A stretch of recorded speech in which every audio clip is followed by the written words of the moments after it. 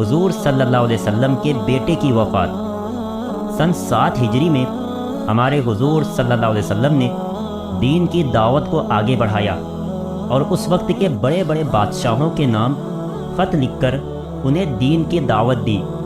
انہی خطوں میں ہمارے حضور صلی اللہ علیہ وسلم نے مصر کے بادشاہ کو بھی ایک خط لکھا۔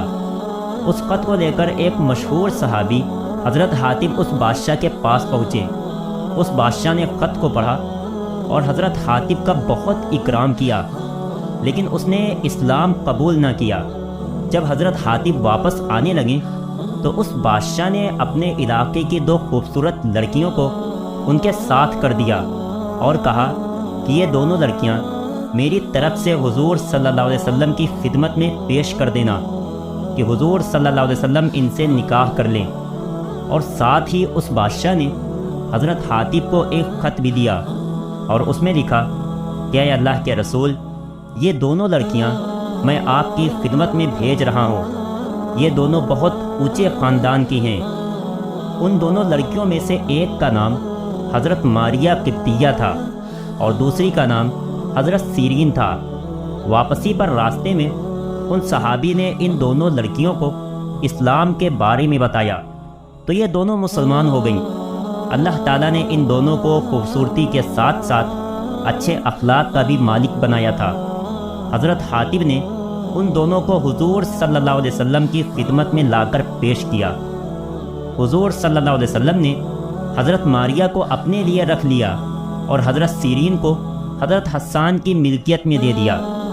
قرآن میں بیویوں کے ساتھ بادیوں کو بھی رکھنے کی اجازت دی گئی ہے اور یہ اس وقت عرب کا رواج تھا، لیکن دھیرے دھیرے اسلام ہی نے اس چیز کو ختم کیا اور غلاموں و باندیوں کو خوب آزاد کروایا۔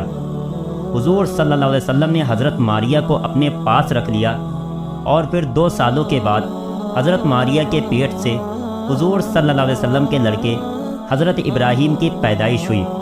لڑکے کی پیدائش پر ہمارے حضور صلی اللہ علیہ وسلم بہت زیادہ خوش ہوئے۔ وقت گزرتا گیا، یہاں تک کہ حضرت ابراہیم 2 سال کے ہو گئے، لیکن اچانک ایک دن ان کی طبیعت خراب ہو گئی اور پھر دیکھتے ہی دیکھتے اللہ کی طرف سے یہ فیصلہ ہو گیا کہ حضرت ابراہیم کی روح کو قبض کر لیا گیا اور ان کی وفات ہو گئی۔ حضور صلی اللہ علیہ وسلم کو جب خبر ہوئی کہ میرے بیٹے ابراہیم کی وفات ہو گئی ہے تو آپ بہت زیادہ پریشان ہوئے اور جلدی سے گھر پہنچے۔ حضرت ابراہیم کی امی حضرت ماریہ بہت زیادہ رو رہی تھی۔ حضور صلی اللہ علیہ وسلم نے انہیں دلاسا دیا اور پھر غسل و کفن کی تیاری شروع ہو گئی۔ تھوڑی دیر کے بعد جنازہ ہمارے حضور صلی اللہ علیہ وسلم کے سامنے ایک چارپائی پر لا کر رکھا گیا تو حضور صلی اللہ علیہ وسلم نے خود ہی جنازے کی نماز پڑھائی اور پھر قبر تیار کی گئی تو آپ صلی اللہ علیہ وسلم قبر کے سر کی طرف کھڑے ہو گئے۔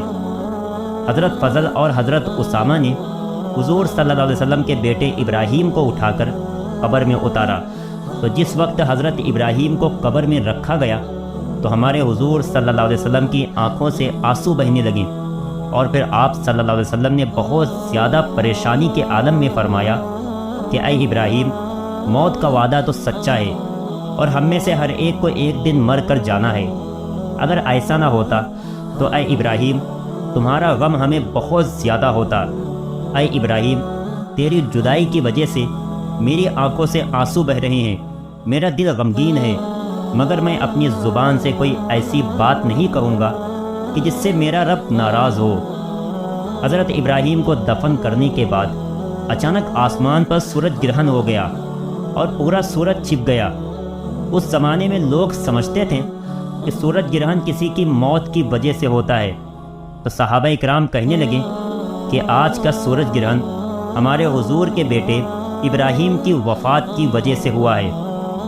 جب حضور صلی اللہ علیہ وسلم کو اس بات کی خبر ہوئی تو آپ صلی اللہ علیہ وسلم جلدی سے تشریف لائے اور تمام صحابہ اکرام کو جمع کر کے فرمایا کہ اے لوگو، چاند سورج اللہ کی نشانیوں میں سے ایک بڑی نشانی ہے، ان پر کسی چھوٹے بڑے کی موت کی وجہ سے گرہن نہیں رکھتا، اس لیے جب بھی تم گرہن دیکھو تو نماز پڑھا کرو۔